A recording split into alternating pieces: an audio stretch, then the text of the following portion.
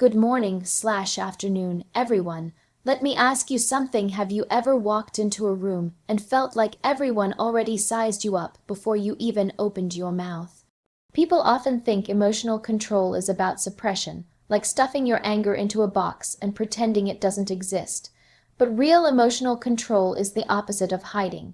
It's owning every feeling that rises up inside you and then choosing deliberately what to do with it. Not reacting on impulse, not letting someone else's energy hijack your power. It's about deciding every single time who you're going to be, not just when things are calm, but especially when they're not. Think about it. How many people have lost opportunities, respect, or relationships simply because they couldn't hold their tongue for 10 more seconds? How often do we look back on a moment and say, "I wish I had handled that better"? That's not weakness, that's lack of training. Emotional control isn't a talent, it's a muscle, and most people never bother to build it. You walk into a tense meeting, the tone is sharp, the stakes are high, and someone throws a passive-aggressive comment right in your direction. It stings, you feel the heat rise up your chest, your heart beats faster, you want to respond, you want to defend yourself, but in that moment, if you speak from emotion, you lose your position. You validate their jab. You become predictable, and predictable people are easy to manipulate. Now imagine instead, you take a breath, just one. You look at them steady, quiet, unreadable. You don't give them what they expect. You don't flinch, you respond in calm, measured tones, or better yet, with nothing at all. You choose silence because you own the moment, and more importantly, you own yourself. That is power. Not just personal power, tactical power. Emotional control gives you the edge in every situation where composure counts. And yes, it's hard. When someone disrespects you, the instinct is to fire back. We've been taught to fight for ourselves, to be bold, to not let anyone walk over us. But here's the truth: reacting isn't strength, it's surrender. When your emotions dictate your actions, you're not in control, they are, and you just handed them the steering wheel. The most dangerous person in the room isn't the loudest. It's the one who doesn't rise to the bait, the one who doesn't show their cards, the one who doesn't lose their cool no matter how heated things get. People sense that. They don't always understand it, but they feel it. And they respect it, because control, real control, is rare. When you master emotional control, people stop pushing your buttons, not because they don't want to, but because they realize it doesn't work. That's the ultimate psychological win. They see that you can't be provoked, that you can't be cracked open just because they feel like it, and suddenly they tread more carefully. They think twice before testing you again. That's when you flip the dynamic, when you've become the person they have to calculate for. It's not about being cold, it's not about being disconnected. In fact, emotional control comes from being deeply connected to your thoughts, your reactions, your instincts. It's knowing exactly what you're feeling and why, then deciding with absolute clarity what action best serves your position. Sometimes that means addressing things directly. Sometimes it means walking away. Sometimes it means saying, "We'll talk about this later." But in all cases, it means you choose the time, the tone, and the terrain. It also doesn't mean you're never angry or hurt or frustrated. You're human. You feel it all, but you channel it. You move it through your system like fuel, not fire. You don't let it scorch everything in your path. You use it to sharpen your awareness. You let it teach you. Emotional control is what separates momentary dominance from long-term power, because anyone can win a moment. But if that moment costs you your presence, your professionalism, or your reputation, was it really a win? People remember how you made them feel, but they also remember how you handled yourself under pressure. They remember whether you stayed calm when everyone else lost their heads. They remember whether your voice trembled or whether it cut clean through the chaos.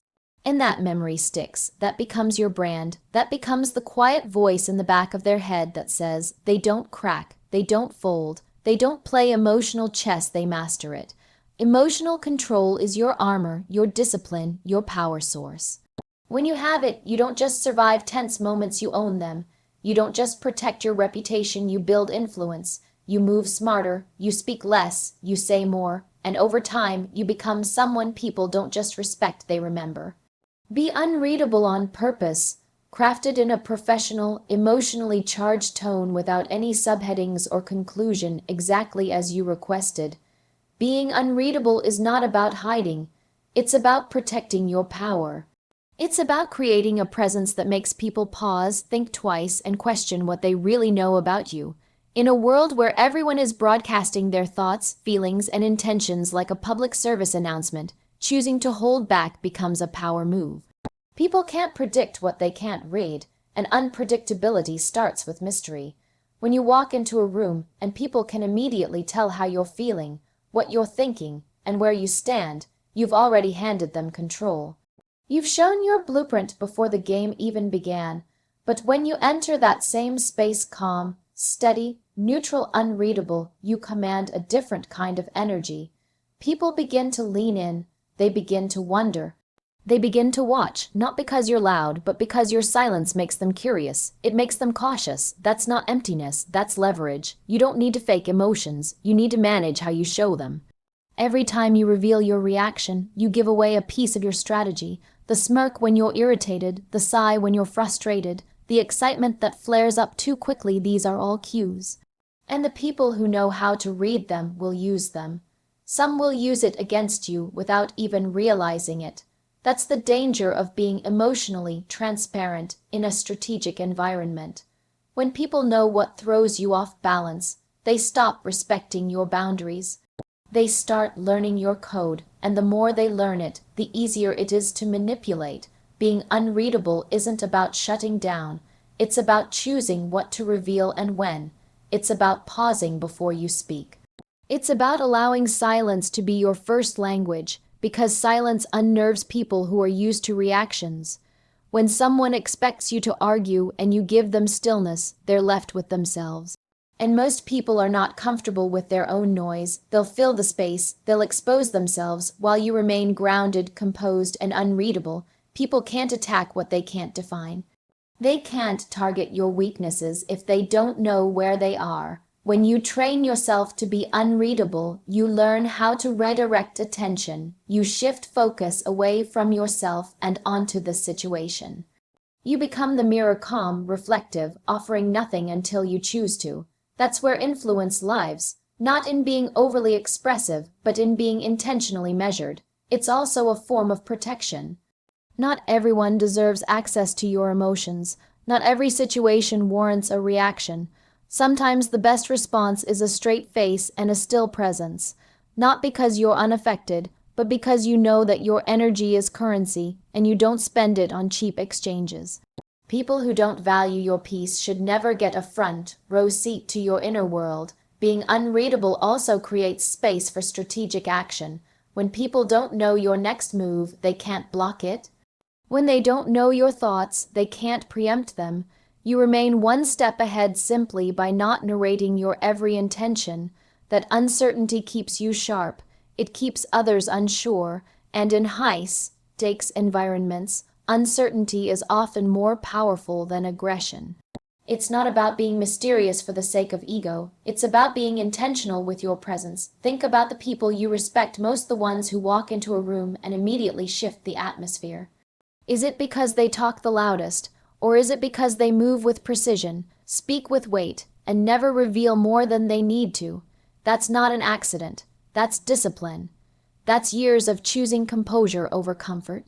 That's what it means to be unreadable on purpose. When you're unreadable, people approach you differently. They ask more questions. They consider their words more carefully. They don't interrupt as often. They study you, and every second they're studying you, they're showing their hand, they're giving you the data you need to navigate, negotiate, or disengage. You become the observer, not the observed. The one who steers conversations, not the one who gets pulled into them. There's power in the pause before the answer. There's strength in the steady gaze that doesn't shift. There's influence in saying less and letting people wonder what's behind the curtain. Not because you're empty, but because you're full of thoughts they haven't earned access to. That's presence, that's control, and that's the mindset of someone who knows exactly what they're doing. Being unreadable isn't cold. It's not robotic. It's focused. It's calm. It's deliberate. You don't let the world read you like an open book, because not everyone has good intentions when they start turning pages. So you train your face, you train your tone, you train your body language until what you feel on the inside becomes your private truth, and what you show the world becomes your calculated choice. That's how you stop being predictable. That's how you protect your power. That's how you become unreadable on purpose. Shift your patterns, written in a professional and emotionally compelling tone without subheadings or conclusion, just as requested. Patterns make people feel safe. There's comfort in routine, in predictability, in knowing what comes next. But that comfort comes with a cost. When your moves become patterns, they become visible. And when they're visible, they're vulnerable. People begin to anticipate you, your moods, your decisions, your behaviors. They know what you'll say before you say it. They know what you'll do before you act. And just like that, your power starts to slip through your fingers. In every environment, personal, professional, even social, those who can be predicted can be controlled. Those who show up the same way every time become easy to read, easy to manage, easy to disarm. You become part of the background, no longer sharp or surprising. People adjust to you, and you stop influencing the room. That's why shifting your patterns is not just a clever tactic, it's a survival skill. It's how you stay ahead, how you stay sharp, and how you keep others guessing. Changing your patterns doesn't mean losing yourself. It means becoming a more versatile version of you, one who can adapt without losing identity, one who can surprise without being erratic. It means knowing when to break your rhythm so no one else can catch it. If you're always early, arrive late. If you're always loud, go silent. If you're always the fixer, become the observer. Just one shift, one unexpected change disrupts the mental blueprint others have built around you. People subconsciously catalog your behavior. They build mental shortcuts. They'll react this way. They'll always say yes. They'll never speak up. And over time, you start operating within the cage of their expectations, even when you don't realize it. But when you do something unexpected, when you pivot without warning, you force people to see you differently. You shake their certainty. You reclaim control, and suddenly, they don't know what version of you they're going to get, and that makes them hesitate. That pause, that hesitation, that's your advantage. Think about it. The most influential people in the world aren't the ones who do the same thing over and over. They evolve, they shift gears, they show different sides depending on what the moment demands. That's not inconsistency, that's intelligence. They keep others on edge, not through manipulation, but through self-mastery. They move strategically, and their unpredictability becomes part of their presence, part of their influence. Even internally, patterns can become traps. When you keep responding to life the same way, you're not growing, you're looping. You're repeating the same emotional responses, the same thoughts, the same language. You're rehearsing who you used to be instead of stepping into who you could be. Shifting your patterns is how you break that loop. It's how you reset your mindset, your energy, your emotional state. It's how you remind yourself that you are not a fixed character in someone else's story. You are the author, and authors can rewrite the rules whenever they want. The most dangerous thing you can do is let people believe they have you figured out, that they know your every move, that they can call your next step with confidence. Because once that happens, you stop being a player and you become a piece, and pieces get moved around, pieces get used. Players, on the other hand, make the moves that define the game. To stay in control, you have to disrupt the rhythm. Not constantly, but intentionally. Sometimes it's as simple as pausing longer before you answer. Sometimes it's asking a question no one expected you to ask. Sometimes it's showing restraint in a moment where your past self would have exploded. Those small shifts carry weight. They say, I'm not who you thought I was. They say, I'm evolving. And evolution keeps people cautious, because when someone can change, it means they're no longer easy to define, and that makes them powerful. Even the people closest to you will form patterns about how you show up, and without realizing it, they may start boxing you in not out of harm, but out of habit. So you have to check in with yourself regularly. Ask, have I become too predictable? If the answer is yes, then it's time to shake things up. Not to lose people, but to remind them and yourself that you're not static. You're not frozen in someone else's expectation. When you shift your patterns, you reintroduce yourself to the world. You become a moving target, harder to catch, harder to define. That doesn't make you inconsistent. It makes you sovereign. It makes you agile. And agility in mindset, in behavior, in presence, that's what keeps you ahead of the game. Say less than necessary, crafted in a realistic, emotionally intelligent, and professional tone without subheadings or a conclusion. Words are powerful, but only when they're used with precision. In a world where everyone is constantly speaking, oversharing, explaining, and defending, the person who speaks less becomes the one everyone pays more attention to. Saying less than necessary is not about being passive. It's not about staying silent because you have nothing to offer. It's about choosing your words so deliberately that every time you do speak, it matters. People think the loudest voice wins, but often it's the quiet, controlled voice that shifts the room. When you speak sparingly, people lean in, they listen harder, they weigh your words with more seriousness. That's because you're not throwing your thoughts around like confetti, you're delivering them like currency. And when words become rare, they become valuable. Most people talk to fill space, to prove something, to be liked, to avoid discomfort. But when you train yourself to embrace silence, to become comfortable with it, you stop needing to explain yourself so much. You stop trying to convince people. You stop negotiating your worth through endless conversation. Instead, you let your presence, your discipline, your actions speak for you, because real confidence doesn't need constant expression. It's loudest when it's quiet. There's also strategy in restraint. The more you say, the more people learn about your mindset, your emotions, your insecurities, your habits. They start to decode you. They figure out what rattles you, what excites you, what makes you nervous. But when you say less, you control the narrative. You choose what they get to know. You control the temperature of the room without showing your entire hand. That's not manipulation, that's awareness. That's discipline. In moments of conflict or negotiation, this becomes even more powerful. People often rush to explain themselves when they feel misunderstood. They overtalk. They try to win people over with reasons, justifications, overcorrections. But every extra word becomes a window, and not everyone looking through that window has good intentions. When you've said what needs to be said, stop. Let the silence work for you. Let the other person process.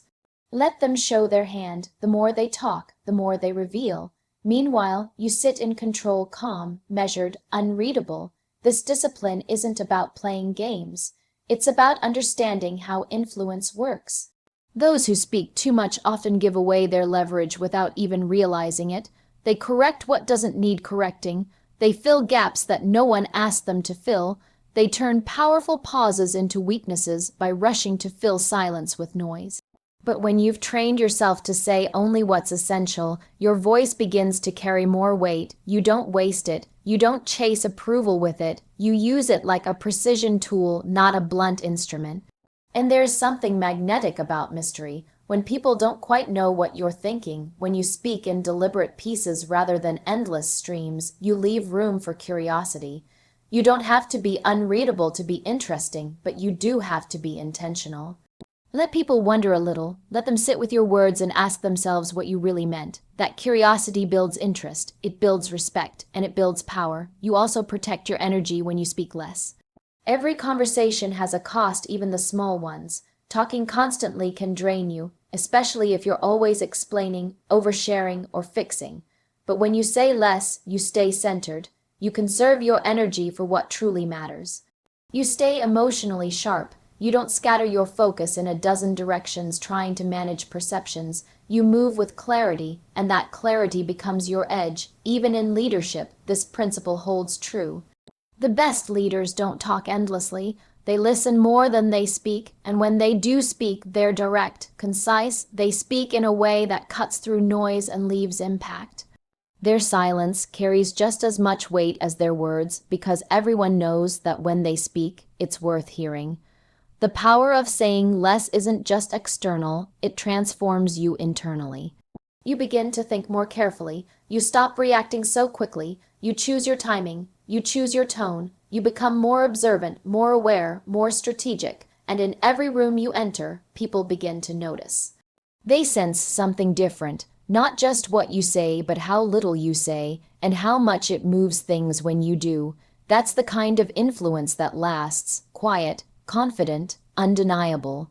Control the narrative, written with emotional power and professional clarity, no subheadings, no conclusion, just a smooth, commanding tone from start to finish. Controlling the narrative isn't about lying. It's about leadership. It's about understanding that if you don't shape the story about who you are, how you think, and what you stand for, someone else will, and the version they create may be smaller, messier, or completely false. When you let others define you, you shrink. When you define yourself, you step into power. The difference is choice. Every move you make, every word you say, every silence you hold, it all becomes part of the story people tell about you. Whether you like it or not, you're being interpreted, you're being framed in someone else's mind, and if you don't guide that frame with intention, assumptions take over, biases take over, misunderstandings take over. Controlling the narrative is about owning the frame, not for ego, but for clarity, for protection, for influence. People don't just respond to facts, they respond to stories. That's why it's not enough to just do the work, you have to shape how that work is seen. You have to communicate not just what you do, but why it matters. Not just what happened, but what it meant. The best in any field understand that perception can be just as important as performance. They learn to control how their actions are remembered, not just how they're executed. It starts with knowing your message, not a script, but a core identity. Who are you when no one is watching? What do you value when the pressure rises? What themes define your presence, your work, your style of movement in the world? If you don't have that clarity, you'll chase every reaction. You'll adjust yourself to fit whatever room you're in, and the danger in that, you become forgettable. If you're always adapting to the moment, you never leave a mark on it. Controlling the narrative means repeating your message with consistency, not noise. It means being deliberate in how you carry yourself even when you're under fire. It means speaking up when it counts and staying silent when you're being baited. Every choice becomes a signal, and over time, those signals build a reputation. They create a story arc around you, one that people recognize, remember, and respect, but you also have to be ready for people who will try to twist your story. The louder you get, the more visible you become, the more some people will try to rewrite your intentions.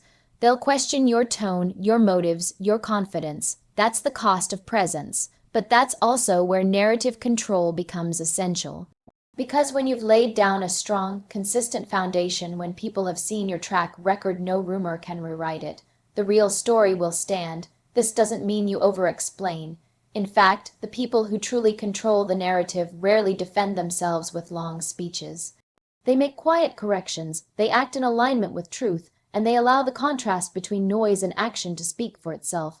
The moment you start pleading your case too much, you start losing authority. Let your behavior do the talking. Let your consistency write the story on its own. Control also means taking ownership of mistakes. You don't run from them, you shape them. You decide how they're understood.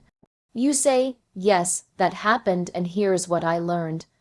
You don't give people the chance to define your flaws without your input. You reframe setbacks as growth. You turn weakness into evolution.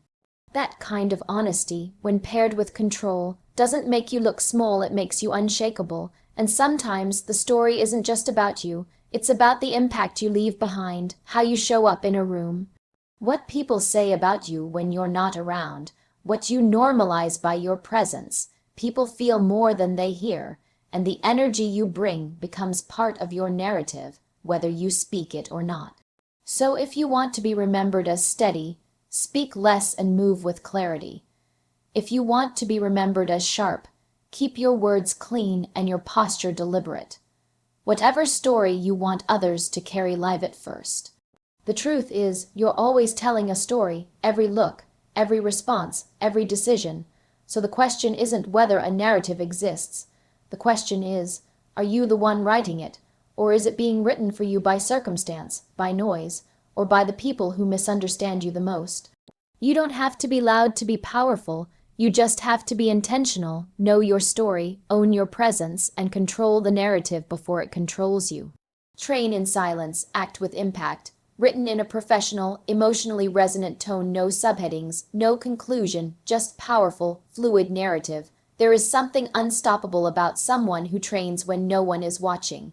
No validation, no audience, no applause, just repetition, just focus, just work. The kind of work that doesn't beg for attention but demands respect when it's revealed. That's where real power is built, not under the lights, but in the quiet. not in the moment of performance, but in the hours of invisible discipline that came before it. Training in silence is a decision, a commitment to yourself. It's the understanding that if you need praise to push, you're not ready yet. Because real mastery comes from pushing when no one is clapping, from showing up when nobody knows your name, from doing it again and again and again until the repetition carves the result right into your bones. It's not glamorous, it's not flashy, but it's the only path that builds something permanent. Everyone wants to shine, but not everyone wants to grind in the dark. They want the impact without the discipline. The reward without the sacrifice, but it doesn't work like that. The ones who truly dominate in silence are the ones who walk into rooms and don't need to announce their greatness. Their presence says it all. Their preparation speaks before they ever open their mouth. Because when you've done the work in silence, your performance makes the noise for you. Silence doesn't mean hiding, it means building. It means learning to trust yourself, to sharpen your craft without needing instant gratification, to stack the skills when no one's looking so that when the moment comes, you don't rise to the occasion, you fall back on preparation. You own the moment because you've rehearsed it 100 times in the quiet. Not for them, for you. There is so much strength in not broadcasting your every move. Not every plan needs to be posted. Not every goal needs to be announced. Because when you move in silence, you protect your energy. You guard your momentum. You focus on the process instead of the performance. And that kind of discipline changes how you walk into a room. You don't need to say a word, your execution does the talking. Those who train in silence aren't interested in approval, they're interested in results. They understand that attention is temporary, but skills are permanent, and so they put their head down and focus on the details. On the boring parts, on the form, the structure, the foundation, because they know that the ones who last aren't the ones who shouted the loudest, but the ones who prepared the longest, and then when it's time to act, they strike. With clarity, with power, with precision, not recklessly, but deliberately, not to impress, but to impact. Their action feels different because it is different. It was built with intention, forged in solitude. Refined by silence, that kind of action doesn't just create noise, it changes the room. It shifts the temperature because it's not performance, it's presence people notice. Even if they don't say it out loud, they feel the difference. They feel the calm in you, the certainty, the quiet strength that doesn't need to be explained. Because when you've done the work in private, confidence becomes your default. You don't need to hype yourself up. You don't need to fake courage, you've earned it, and people can feel that. And here's the part no one talks about. The silence tests you. It forces you to meet yourself, to face your distractions, your doubts, your excuses. In the silence, there's no performance, just truth, just discipline. That's where you build mental toughness. That's where you learn to self-correct, to self-motivate, to self-elevate. When you can train through that, through the doubt, through the boredom, through the loneliness, there's not a situation on earth that can rattle you. When the moment comes, it's no longer about hype.